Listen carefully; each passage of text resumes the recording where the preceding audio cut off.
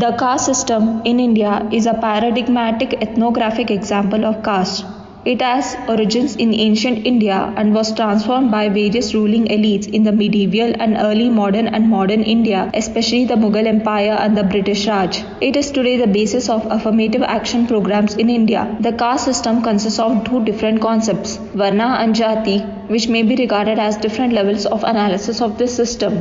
The caste system, as it exists today, is thought to be a result of developments during the collapse of Mughal era and the rise of British colonial regime in India. The collapse of Mughal era saw the rise of powerful men who associated themselves with kings, priests, affirming the regal and martial form of caste idol. And it also reshaped many apparently casteless social groups into differentiated caste communities. The British Raj furthered this development, making rigid caste organization a central mechanism for administration. Between 1860 to 1920, the British segregated Indians by caste, granting administrative jobs and senior appointments only to Christians and people belonging to certain castes. Social unrest during the 1920s led to a change in this policy. From then on, colonial administration began a policy of divisive as well as positive discrimination by reserving a certain percentage of government jobs for lower castes. In 1948, negative discrimination on basis of caste was banned by law and further enshrined in Indian Constitution. However, the system continues to be practiced in India with devastating social effects.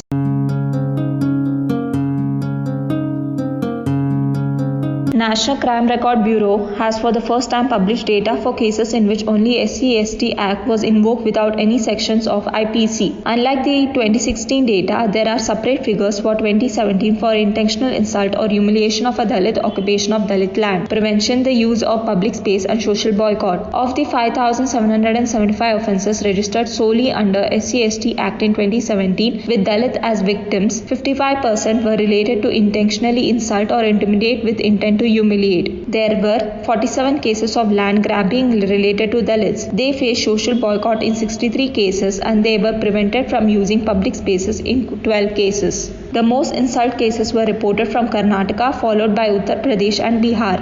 16 land grab cases were reported from Himachal Pradesh and Karnataka, and cases of preventing Dalit from using a public space was reported from Maharashtra, Himachal Pradesh, Karnataka, Kerala and Punjab. 57 of the 63 cases of social boycott, a Dalit being forced to leave his place of residence, were reported from Uttar Pradesh. Countrywide, 43,203 cases of atrocities against Dalits were reported in 2017, about 6% more than the 2016. The highest rates of crimes against Dalits were in Madhya Pradesh, Bihar and Rajasthan.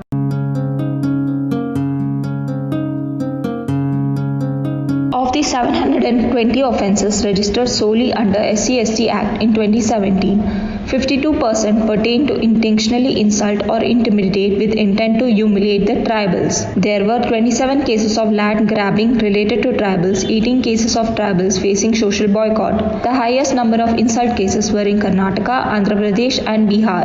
Jharkhand had 13 out of 27 cases of land grab, 17 of 18 cases of social boycott or of tribals being forced to leave his place of residence were reported from Jharkhand. The 7,125 cases of atrocities against tribals in 2017 were about 9% more than in 2016. The higher number of crimes against Dalits also reflect the robust reporting of the crimes by the victims, which indicates empowerment.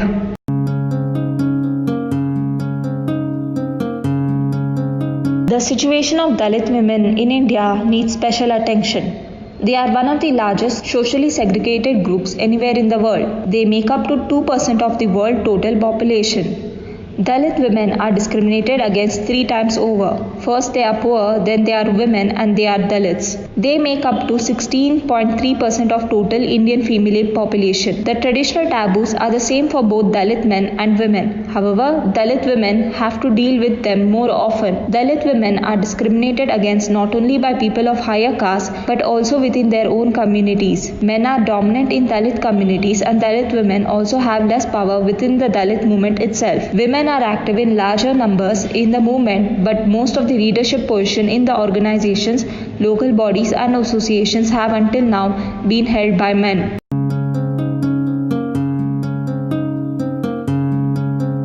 After the Hathras rape case, the country started speaking on crimes against Dalit women. The government of Uttar Pradesh and the police hastily cremated the victim in middle of the night, briefly barred the media and opposition politicians from visiting the victim's village and family, prompting suspicion of a cover-up.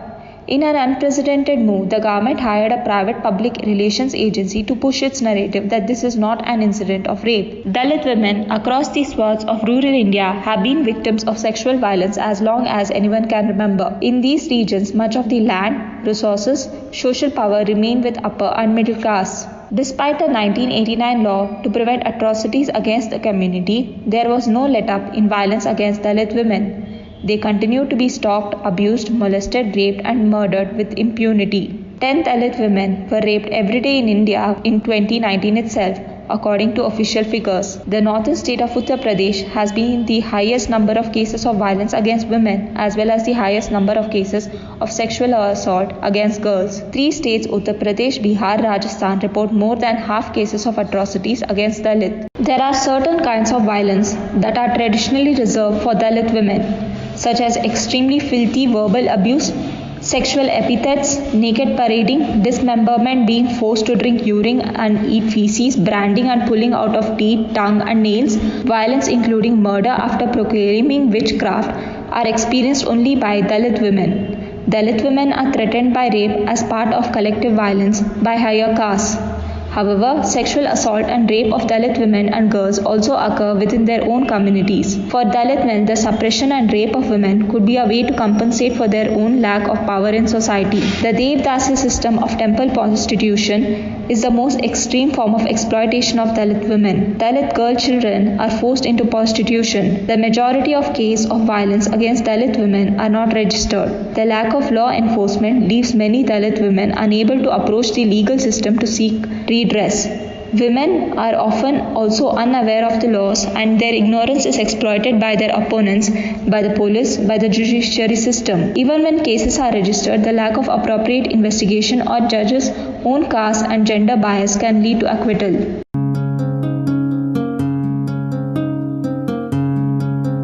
One reason for the increase in anti-Dalit crimes could be more crimes are being recorded now than in the past in police stations, from where the National Crime Record Bureau aggregates the annual data.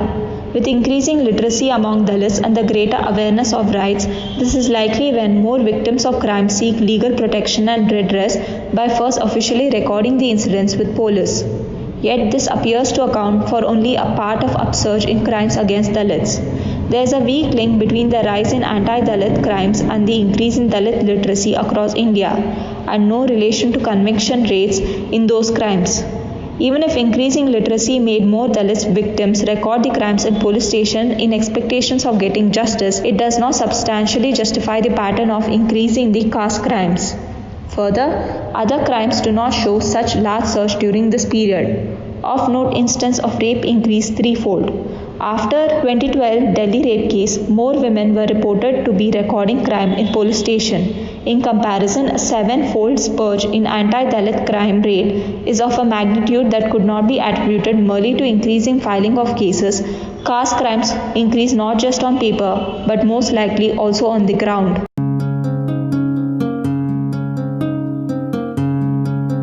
Society's reaction to Dalit progress can be gauged from the settling and details of several caste crimes.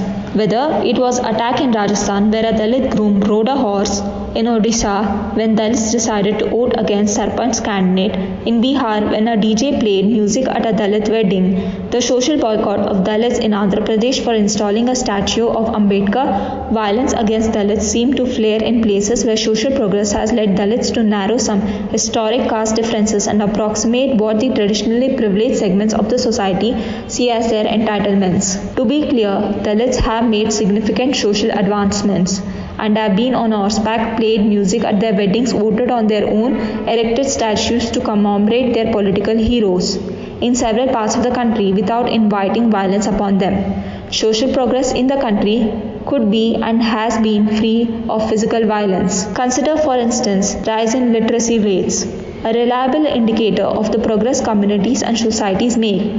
Over the past decade, Dalit literacy rates increased in every Indian state. but not every state witnessed increased attacks on Dalits.